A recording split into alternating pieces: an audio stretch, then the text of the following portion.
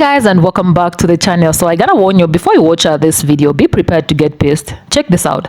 So Bishop Marvin Winas has gone viral after a clip surfaced showing him denying a 1,200 seed from a woman simply because the pastor demanded a 2,000 seed instead.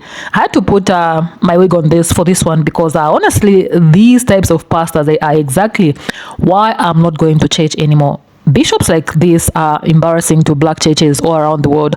Like, I literally felt both pissed and embarrassed on behalf of that sweet woman. He scolded like a child, all because she didn't meet his outrageous 2,000 request seed. Before I lead you guys into some of the TikTok reactions, I need to give you a little heads up. If you ever walk into a church and the pastor, bishop, whatever, starts asking you to pay a certain amount for healing, blessings, or any kind of miracle, run. Guys, don't walk, run. And with that being said, go ahead, drop your thoughts in the comment section down below. I'll come back at the end of this video to give my own 2 cents. Feel free to drop your thoughts in the comment section down below. Let's watch this. I, Roberta McCoy, given faith and stand in unity with the vision of perfecting church of sowing this seed of $1,000 plus $235 and receiving the blessings to come to all that participated. Now that's only $1,200. Yes. Y'all not listening to what I'm saying. If you have 1,000 plus 1,000. Okay.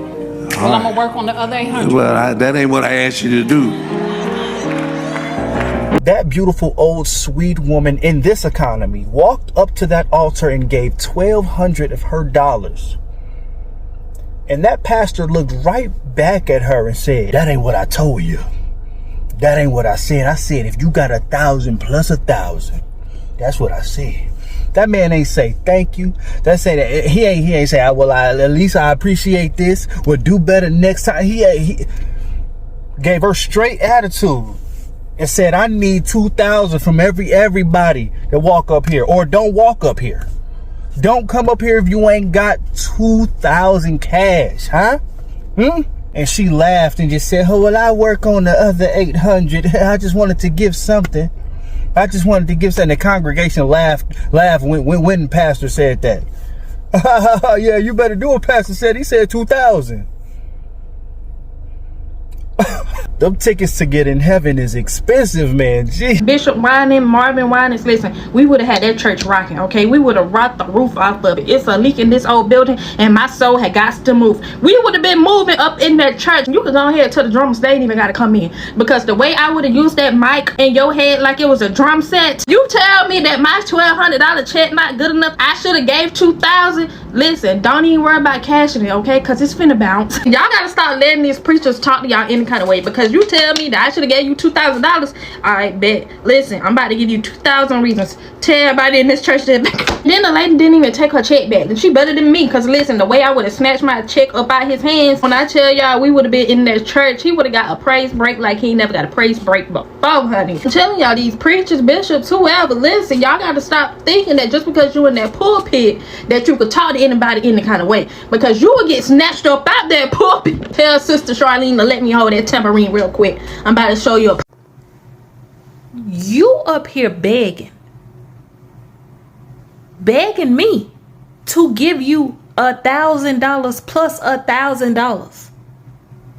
I give you 1,235 of my dollars, and you say that ain't what I asked you to do. That ain't enough, nigga.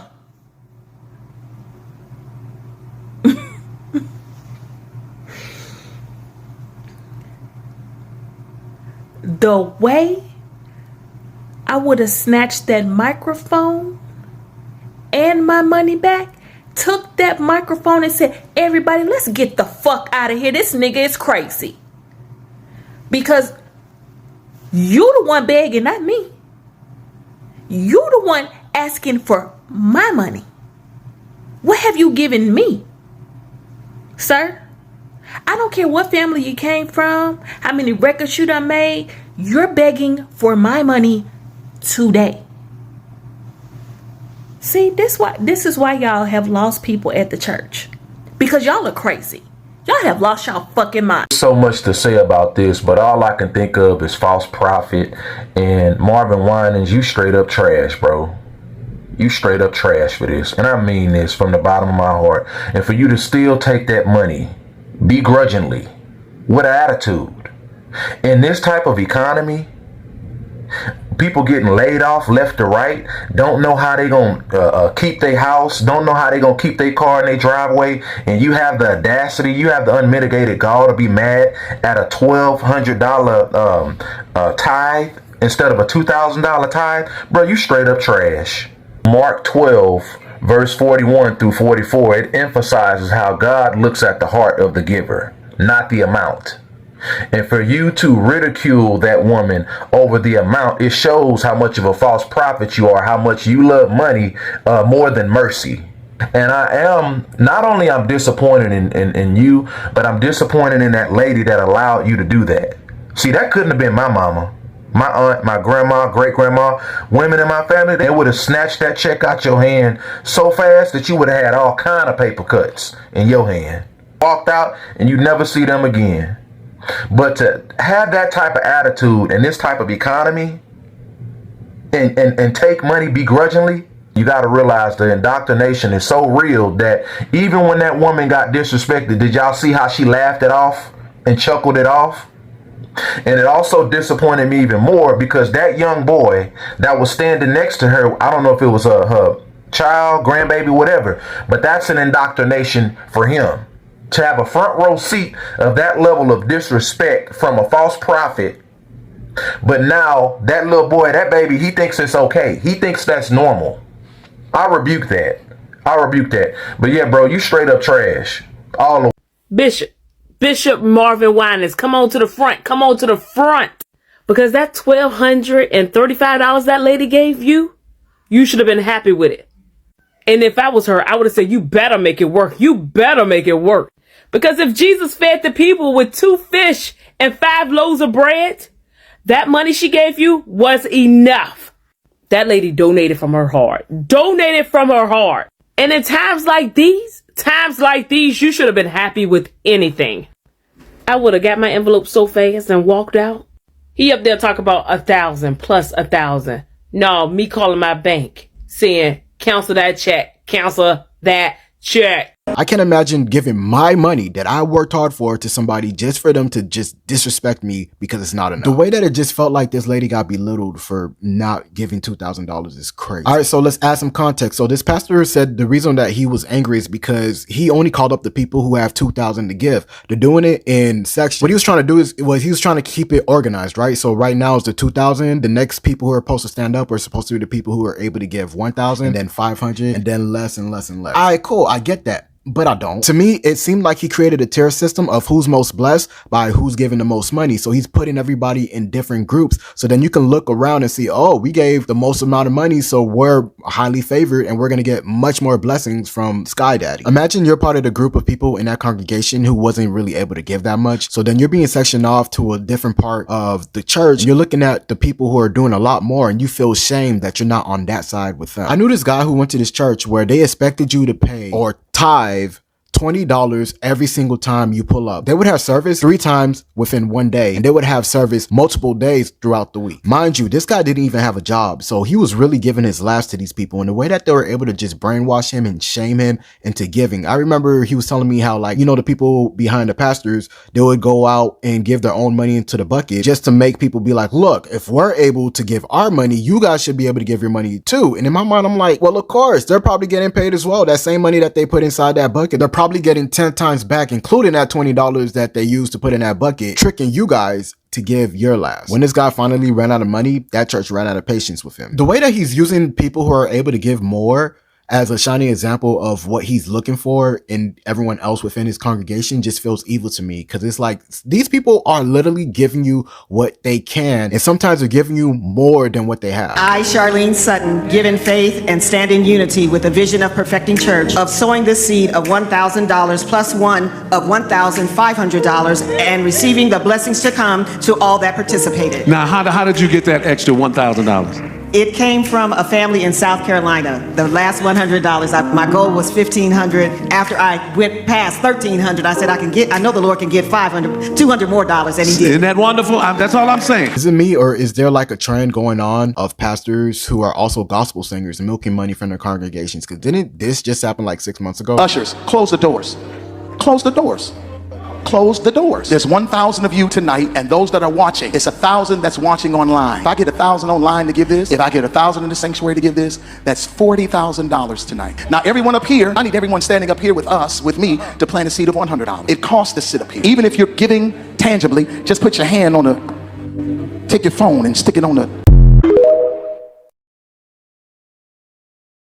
I think the most disturbing part of that video for me was the fact that he was standing in the pulpit and these people were lined up in front of him with their seeds in their hands, almost as if they were seeking his approval, like he was God and they were standing in front of him to be judged. It just gives me pause. It sets the wrong tone for what the church is supposed to represent. This is not of God. This is not something that any pastor should be doing.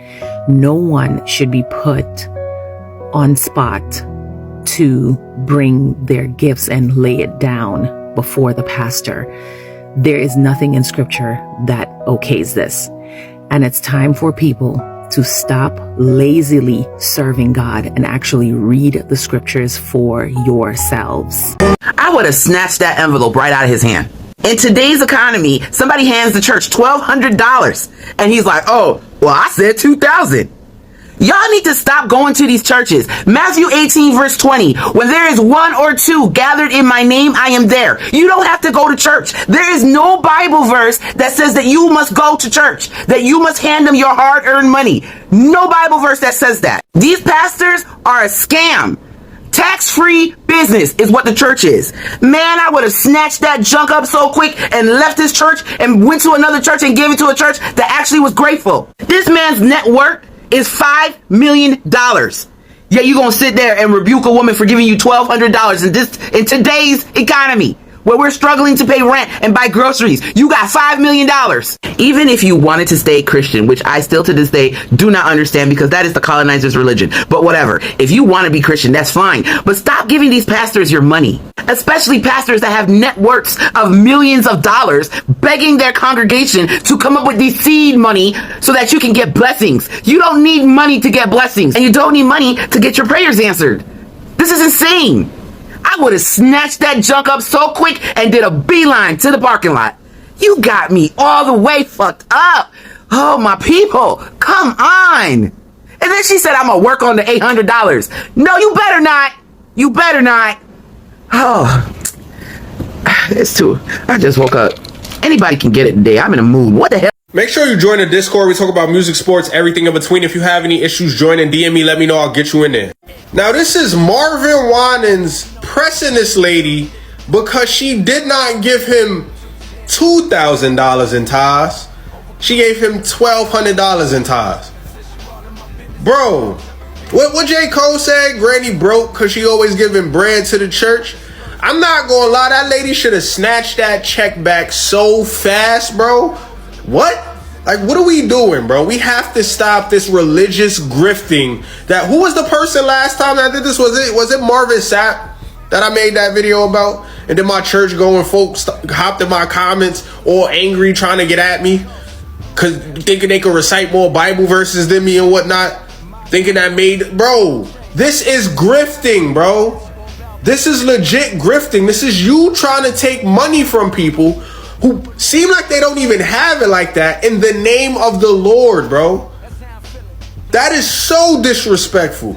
So disrespectful. Like, how are we excusing this? You would have had to get BB and CC to get me off of this nigga, bro. Excuse my language. What are we, like, come on, bro. Y'all can't keep excusing this, bro. Y'all cannot keep excusing. This is nasty work, bro. This is nasty work. Shorty say, yo, man, this is what I got. Well, that's not what I asked you for. So, I'm going to try to get it. Well, like, bro, what do you, man, listen. She better than me, because, whoo. he would have saw the Lord. I'll tell you that much, man. Let me know how y'all feel about this. You think I'm bugging? I guess let me know in the comments. Till next time, I'm out of here. Okay, so Bishop Marvin Winas, you honestly need to issue an apology, because that woman you rebuked in front of the entire church, that woman was me years ago. I mean, I've been in her shoes, I've been that believer who was made to think that planting a seed was the only way to earn God's protection. My pastor used to tell us, if you plant this seed, you'll be protected from demons. If you give this amount, God will bless your business. At that time, I didn't see anything wrong with it. I thought it was normal, and I thought that's just how faith worked. That your level of giving determined how much God loved you or how much He would protect you. But then came TikTok, y'all. And I'll be honest with you, TikTok has taught me more about discernment, manipulation, and spiritual abuse than any sermon I've ever heard. You start watching clips of people speaking out about their church experiences, and suddenly you begin to see the patterns. You realize just how much people have been spiritually manipulated in the name of sowing seeds. You realize how many folks are struggling financially, but still guilted into giving what they don't have, or because they are told that not giving means they don't trust God enough. And when you've been there, you've given your last believing it was an act of faith, and then you watch a pastor embarrass someone publicly because their offering didn't meet his standard. You can't help but feel disgusted. I get it, the economy is bad, but people are struggling everywhere, not just in America. But that doesn't give anyone, especially a man of God, the right to use his name as a money-making tool, using faith as a weapon to extract money from people who are already hurting. This is one of the lowest things a spiritual leader can do. God never asked for a transaction. He asked for a relationship. There's a difference between giving out of love and being forced to give out of fear. And that's what made this moment so disturbing. The way Bishop Marvin Winas scolded that woman right there in front of everyone, including what looked like her son, was humiliating. Whether that young man was her son or not, you could feel the shame, radiating through that clip. There was no gratitude, no compassion, no thank you, just a public embarrassment. And for what? Because she didn't meet a man's price tag for a miracle. That's not ministry, y'all. That's manipulation. That woman gave $1,200. That's not pocket change. That's somebody's entire paycheck in Zambia. That's a monthly salary of one of the best doctors in town. And yet, instead of being appreciated, she was rebuked like a child for not giving enough. Imagine working so hard, saving up that little money you have. In fact, if you follow that video, I think that was her last money. I mean, if she had the $2,000, should have given that, but she didn't have that, so she gave a 1,215. Trying to do something that you believe God honors. She was led to give that, and then being humiliated in front of the entire congregation. That is not faith. That's spiritual abuse wrapped in holy robes. And that's why, Bishop Winas, you deserve every bit of backlash that you're getting online right now, because what the internet is doing is holding you accountable in a way that your inner circle probably never did. Social media has become the mirror that exposes the darkness between the pulpit. TikTok, for all its drama, is giving people the courage to finally say no more. It's giving people the voice to speak up against the manipulation that has been normalized for far too long in our churches. I'm not saying this to attack the church. I'm just saying this because I love the church, and but I love the truth even more. I mean, the church was meant to be a place of healing, not humiliation. It was supposed to be a place where people find grace, not guilt. When pastors turn ministry into a money-making machine, they drive genuine believers away. They make people question God because they've been wounded by men claiming to represent Him. So yes, Bishop Winas, you owe that woman and every person who has seen this publicly shameful thing, you need to apologize. A sincere apology. You owe that black church an apology for embarrassing the very institution that was once the backbone of our communities. And more importantly, you owe God an apology for turning His house into a stage for greed. People are tired. They are tired of the theatrics, tired of manipulations, tired of men using the pulpit to prey on vulnerability. We don't need another performance. We need pastors who genuinely care. We need leaders who can feed souls, not drain pockets. And to everyone watching, let this be a wake-up call. Don't let anyone use the name of God to guilt you into giving what you don't have. Your relationship with God is not measured by how much money you give, but by the sincerity of your heart. Give when you can. Give from your love. Give freely, not because you are threatened with demons or curses. So once again, Bishop Winas, I hope this moment humbles you enough to reflect on your actions, because this kind of behavior is exactly why so many people like myself walked away from the church, not from God, but from the manipulation done in his name. Anyway, that's what I had for you guys. Go ahead, share your thoughts in the comment section down below. I really want to hear your thoughts on this, because if you ask me, accountability in the church is long overdue. Yeah, I said it. I said what I said. I'll definitely see you in my next video. Stay peaceful, and if it's your first time to be on this channel, please go ahead, subscribe, turn on that notification bell, and I'll definitely see you in my next video. Stay peaceful.